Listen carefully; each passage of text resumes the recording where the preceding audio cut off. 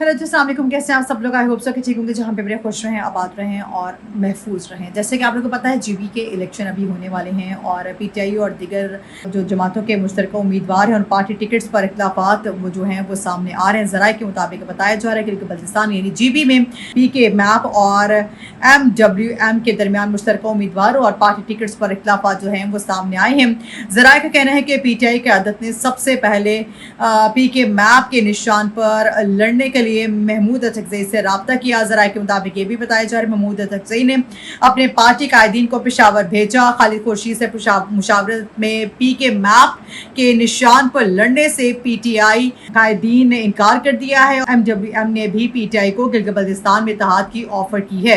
Opposition leader senator अलामा राजा नासिर अब्बास ने 16 नशिस्तों पर इत्तेहाद करने का कहा, लेकिन पीटीआई की मरकजी क़यादत ने MWM के निशान पर इंतखाबात में हिस्सा लेने से इनकार कर दिया। और ज़राए के मुताबिक ये भी बताया जा रहा है कि पीटीआई क़यादत ने MWM पीके मैप समेत 2 मज़ीद जमातों की क़यादत के राब्ते भी हुए हैं, लेकिन इत्तफाक नहीं हो सका है। ज़राए के मुताबिक ये भी बताया जा रहा है अलामा राजा नासिर अब्बास ने खालिद खुर्शीद को गिलगित बल्तिस्तान में मुश्तरका जलसे करने का कहा तो उन्हें जवाब दिया गया कि जलसे के लिए पार्टी के पास पैसे नहीं हैं।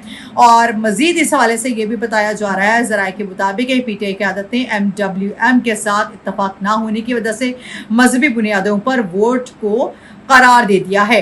तो दूसरी जानिब नवाज शरीफ भी मैदान में उतरे, उन्होंने भी वहां पे तकरीर की और उन्होंने इस तकरीर के दौरान कहा, बल्कि शिकवा किया आवाम से, मुझे क्यों निकाला, मुल्क से निकाला गया, मुझे क्यों मुल्क से निकाला गया, क्यों जेलों में डाला गया, कसूर आपका भी है। नवाज शरीफ का आवाम से ये शिकवा भी सामने आया है। उन्होंने बात करते हुए उन्होंने गिलगित बल्तिस्तान में मुस्लिम लीग नून के जो सदर है मोहम्मद नवाज शरीफ ने कहा है कि गिलगित बल्तिस्तान CPAC का मरकज है।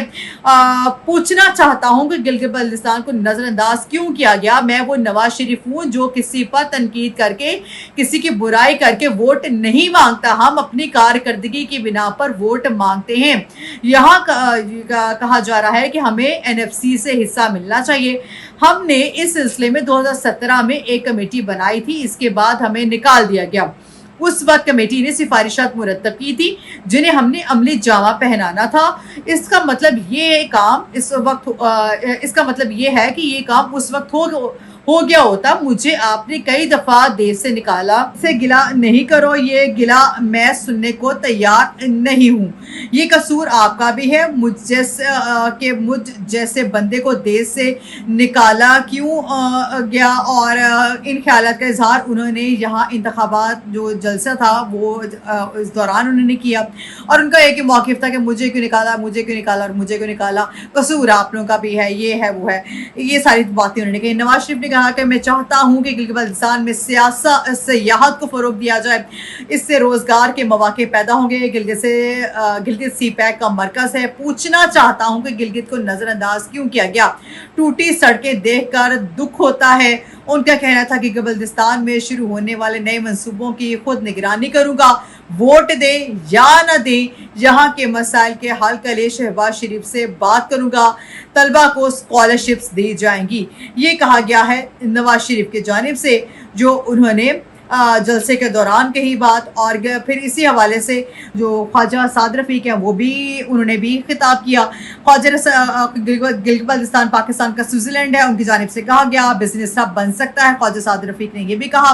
और मुस्लिम लीग नून के मरकजी रहनुमा ख्वाजा साद रफ़ीक ने कहा कि गिलगित बल्तिस्तान पाकिस्तान का स्विट्ज़रलैंड है, ये बिजनेस हब बन सकता है। और नून लीग के जलसे में खिताब में ख्वाजा साद रफ़ीक का कहना था कि गिलगित बल्तिस्तान में टूरिज़म ज़्यादा हो तो इलाके में ज़्यादा तरक्की हो सकती है। उन्होंने कहा कि गिलगित बल्तिस्तान पाकिस्तान का स्विट्ज़रलैंड है, ये बिजनेस हब बन सकता है और निंगर में टूटी सड़कों को ठीक करेंगे। नून लीग की रहनुमा ने मजीद कहा कि अगर हमारी हुकूमत GB में आई तो ज़ेर इल्तवा तमाम मंसूबे मुकम्मल करेंगे।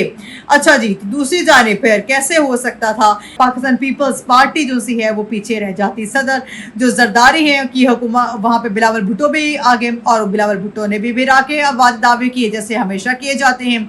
सदर जरदारी की हुकूमत साजिश के तहत खत्म ना की गई होती तो दयामर भाषा डैम बन चुका होता।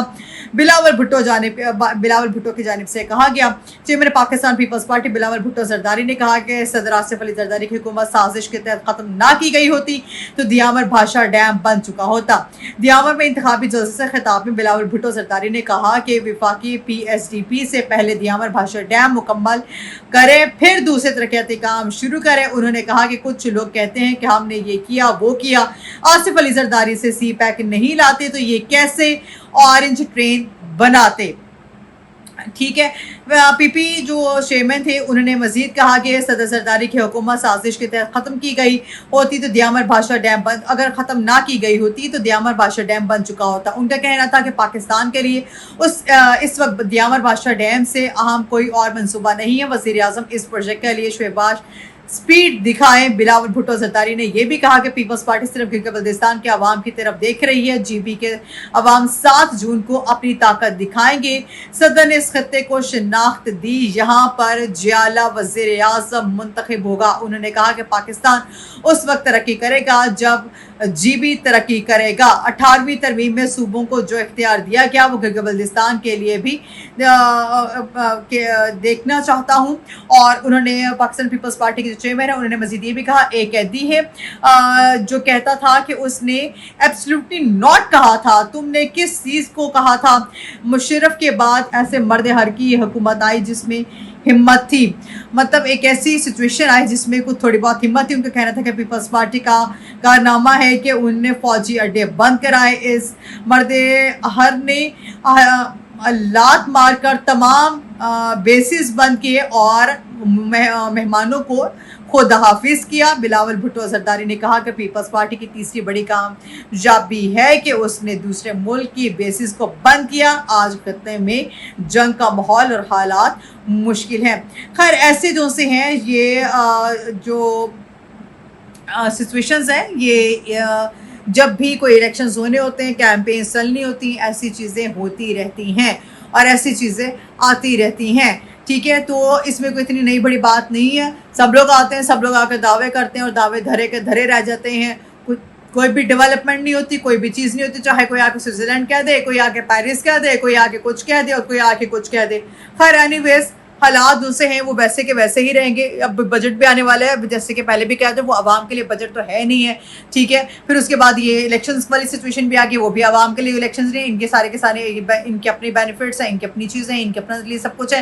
ये कहीं पर भी देखा जाए ये सारी की सारी सिचुएशन सेम होती है। ये आते हैं, दावे करते हैं, इलेक्शंस करते हैं, इलेक्शंस ऐसे होते हैं, जलसे करते हैं, सारी चीज़ें ऑन द वे चल रही होती हैं। बट जैसे जैसे हो जाते हैं, ये इलेक्ट हो जाते हैं, चीज़ें बदतर से बदतर होती चली जाती हैं। सो ये दावे हैं, कोई नई बड़ी बात नहीं। मेरे लिए तो खैर बिल्कुल कोई बड़ी बात नहीं। आई होप सो कि आप लोगों के लिए भी कोई बड़ी बात नहीं होगी। ये सारी की सारी चीज़ें नॉर्मल है। खैर अल्लाह ताला हम सब लोगों को जो है वो हिदायत दे। आमीन सुम आमीन। इंशाल्लाह नेक्स्ट टॉपिक से फिर हाजिर होंगे। टिल देन टेक केयर, अल्लाह हाफ़िज़।